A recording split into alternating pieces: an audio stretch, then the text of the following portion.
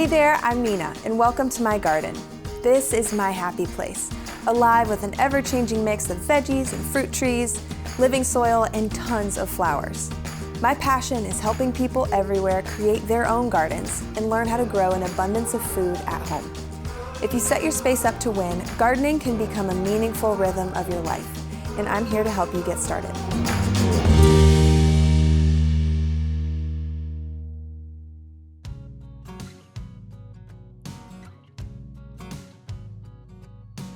It's a beautiful day on the farm. Welcome, my friends, and today we're talking about greens and herbs. So before you tell me that you don't like kale or your family would never eat a salad, I want to show you how not only are greens the easiest thing to grow in your garden, you will be successful at growing them, but you can make them in the kitchen in delicious ways that everybody will love. So the greens I'm talking about are like lettuce, kale, spinach, chard, arugula, the different types of lettuce mixes that you'd get in a salad at a restaurant. And then the herbs I'm talking about are more like basil and parsley, rosemary, dill, cilantro, and my favorite, lemon balm, which I'll tell you all about. So the best part about greens is that everybody can grow them. I know that with the right care, with good soil, with water every single day, your greens will thrive. So in my garden, the thing that I do to have successful greens is called succession planting.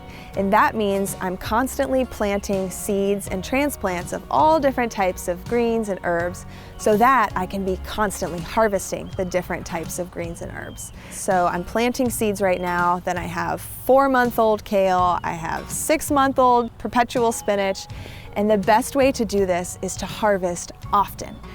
The secret to good gardening and having these beautiful, healthy plants is to harvest all the time. But there is a best way for most things to get the maximum life cycle out of these plants.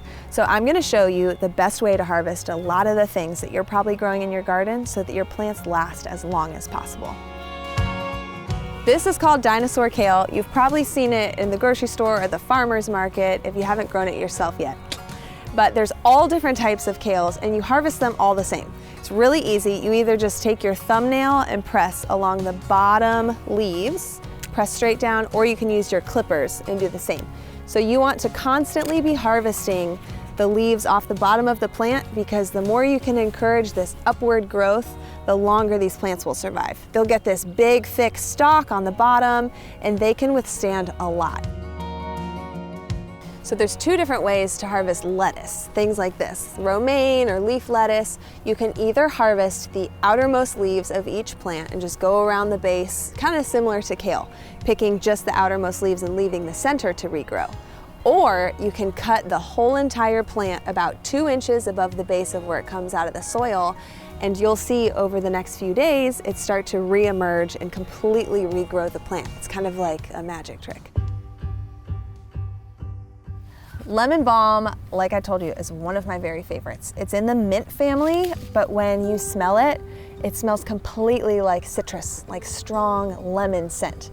So my friend Terica has a recipe where you turn lemon balm into pesto. You don't even use basil.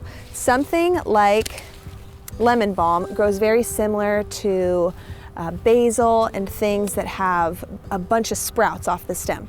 So if you look at the stem of lemon balm, there's nodes, which is the place where stems go off left and right on both sides of the main trunk. So when you're harvesting with your clippers on this type of plant, you can go about halfway down the stalk and then clip right above a node so that where you remove the top of the plant, there's plenty of room for all this new little growth to start sprouting up.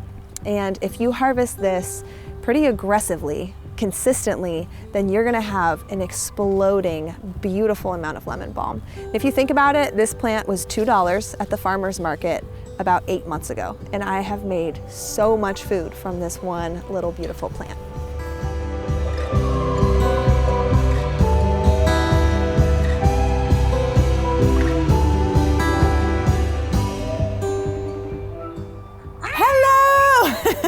I went through the issues of your magazine looking for the lemon balm pesto recipe again. So I have it, but how did you discover lemon balm? Because I feel like nobody knows about it when I talk about it.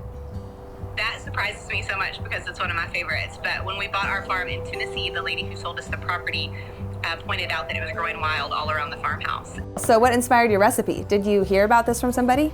We came across somewhere, I forget where, it was like a European recipe of sorts, if I recall right, where they had used lemon balm instead of basil. And so we were like, let's give that a go. Let's just experiment. So we did some recipe testing and we loved it. Like, I don't know if we'll ever go back to basil because now I prefer it. Oh, me too. 100%. It's incredible, isn't it? Yeah. I'm amazed. Pesto is a one-step recipe. We're just gonna put all of the ingredients in the food processor and blend it up until we get the consistency we want, and it packs so much flavor. So it's a really simple recipe with a really high impact. So we add the lemon balm, the garlic, the cheese, the olive oil, and the nuts, blend it all together, and then at the end, I'll add a little salt and pepper based on how it tastes. Cheers! Did you know the moment that a veggie or fruit is harvested is when it has the very most nutrients? Like, plants and veggies and fruits are living things. And so the sooner you eat it after it was harvested, the more nutrients you're getting, which is amazing. So when you're planning your garden for this year, try something new. Maybe kale or rosemary or lemon balm, my favorite. The joy of gardening is experimenting and learning from your very own trial and error.